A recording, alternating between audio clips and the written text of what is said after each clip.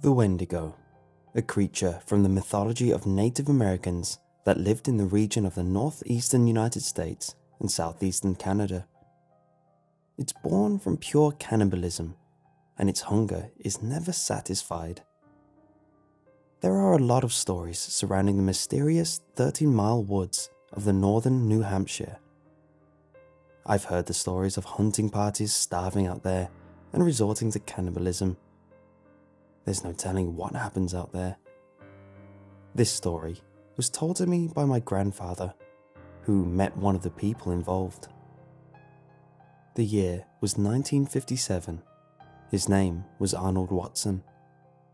He loved to hunt, and he loved even more to take long hunting trips in the woods. Of course, he never went alone. He had a couple old friends he'd take along, Andy Johnson and Darren Trimble. He hadn't seen them in years, so they all decided to go on a week-long hunting trip. They packed up all their stuff: hunting rifles, blankets, tents, matches, a week's worth of ammunition and food. The three of them piled into Arnold's Chevy pickup truck. The ride through the winding dirt roads was long and bumpy. They were deep into the woods now. Then, the engine started making clicks and spluttering noises, like it was breaking down. It slowed to a stop. "Start, goddammit," said Arnold as he banged on the wheel. Asked Andy. "I must have forgotten," Arnold said as he sighed and sat back in his seat. "We might as well make camp near here. I don't want to get too far from the truck." So, they ventured into the woods a bit and found a small clearing near a river where they could set up their tents. It was already getting dark, so they started a fire and had a little something to eat, and went to bed. They slept with their guns at their bedside, just in case. They all slept soundly through the night. Arnold was the first awake. He stood up and stretched, letting out a long yawn. He stepped outside of the tent and rubbed his eyes. He couldn't believe what he was seeing. A bear had come and tossed everything about and eaten almost all of their food. Arnold ran into his tent, grabbed his rifle and aimed at the bear. His running around had already startled the bear, and it had gotten away before Arnold could get a clear shot. "Andy, Daryl, get up! Damn bear's gotten all our food." Andy and Daryl scrambled up. "What in the hell are you—" Daryl stared, open-mouthed, at the remaining scraps of their food. Most of the shotgun shells had been thrown into the river, and only a few usable shells remained. "Holy crap, what are we gonna do now? We ain't got nothing. No food, no ammo, no—" He was cut off by Andy. "Just keep calm, Daryl. I think there's more ammo in the truck." He trailed off. "Do you guys remember the way back to the truck?" Arnold asked, nervously. "I think it's this way.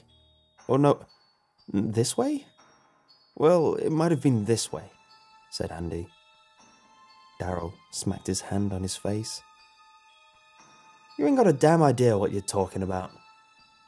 Daryl and Andy both lunged at each other and started wrestling, cursing in between breaths. Hey, stop that!" Arrow pulled Daryl off of Andy. "We gotta get along. We're in a survival situation now. Ain't no fun and games. We could easily die out here, and no one would ever find us. Our best bet would be to follow the river. Maybe you could find a town or a trading post or something." Daryl snapped. "A town? Out here? My ass. We're all alone out there. We'll never find our way out." Andy's always been the weak one. Not very surprising that he'd be the first one to break. They wandered along the banks of the river for a bit, cold and hungry. Night came, but they didn't stop. Sounds started to come from the woods next to the river, like twigs snapping and leaves crunching.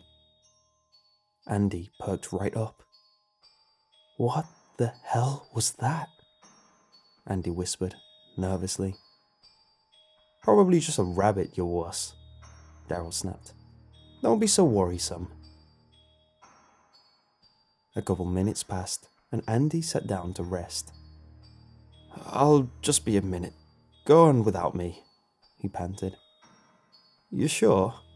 Arnold asked. Yeah, I won't be long, Andy assured. So they continued.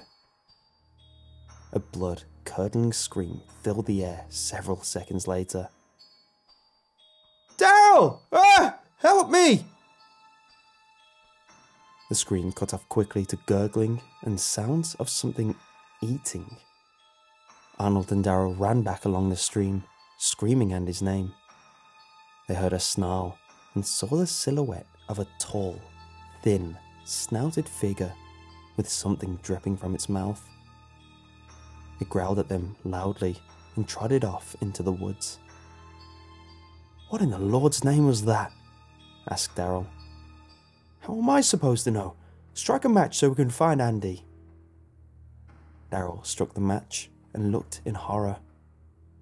Andy's mangled remains lay on the ground. His face was half devoured, with his skull showing. Blood and flesh covered his face. A whole section was torn out of his chest. His ribs were picked clean. His entrails were out and laying all over him, partly eaten. His thighs were ravaged. There were parts where his bone was showing in his leg. Worst of all, a horrifying expression was displayed on his face, like he was frozen in time as soon as he saw the creature. Oh my God. Daryl started mumbling gibberish, curled into a ball, and rocked slowly.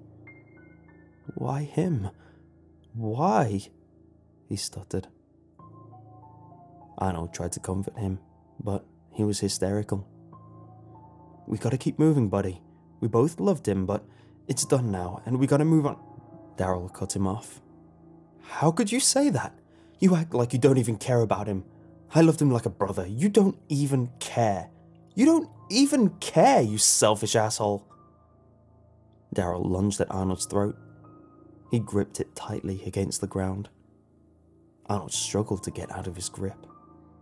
He kneed him in the stomach, and Daryl fell to the ground.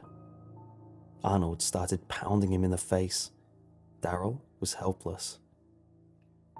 Arnold picked him up and threw his head against the tree. Daryl slumped to the ground, leaving a thick streak of crimson blood going down the tree. His eyes turned black, and he was crazed with bloodlust. Arnold started chewing on Daryl's left arm, but then he snapped out of it. What have I done?